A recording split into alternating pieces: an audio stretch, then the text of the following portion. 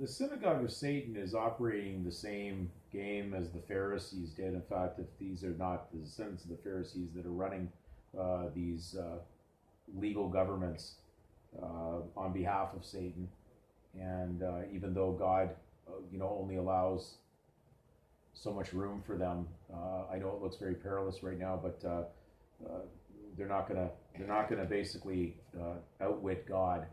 The situation on the birth record is reflected in Scripture when you really look at what happens on the birth record, and then you look at what happens to Jesus when the informant Judas Iscariot, basically, and again he was carrying the treasury, which is interesting. When the apostles were traveling, he was in charge of the treasury, saying, "I have sinned by betraying innocent blood." That's what he said. I have sinned.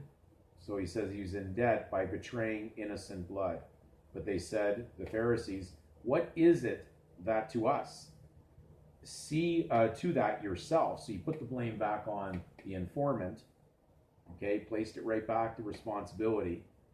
And of course, we know that they threw the pieces of silver outside and bought a field of blood.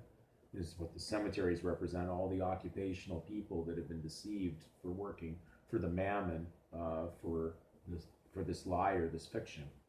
And so we go into where it hit on to Pilate, who was in charge of the trial of Jesus, and he says, when Pilate saw that he was accomplishing nothing, but rather that a riot was starting, he took water and washed his hands in front of the multitude, saying, "I am innocent of this man's blood. See to that yourselves." So he placed the blood. So he placed the guilt or the blood guilt onto the other parties. So again, it went back onto the collective because the people said to crucify him, to kill him. So, and that was in one voice, the people said that at that time. So, and of course, they had an opportunity to let Jesus go, but then they released a thief. This is really what this symbolizes, a thief that's stealing. It's always executing things, a murderer. So, always executing title.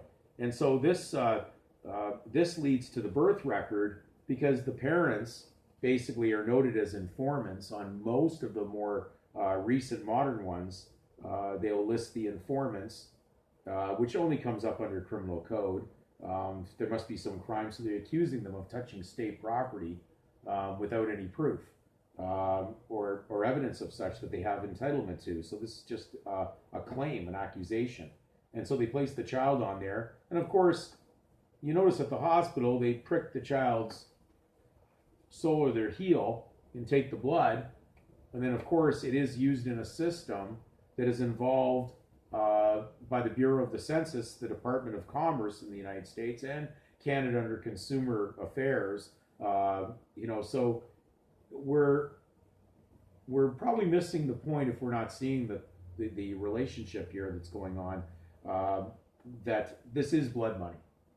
And of course, the cemeteries are already geared to be looked after and paid for this. They plotted at you in the beginning, and they're actually, even know you'll be silly enough to pay for a plot at the end in the cemetery, where they place the tombstone ad that you were the bonded surety for.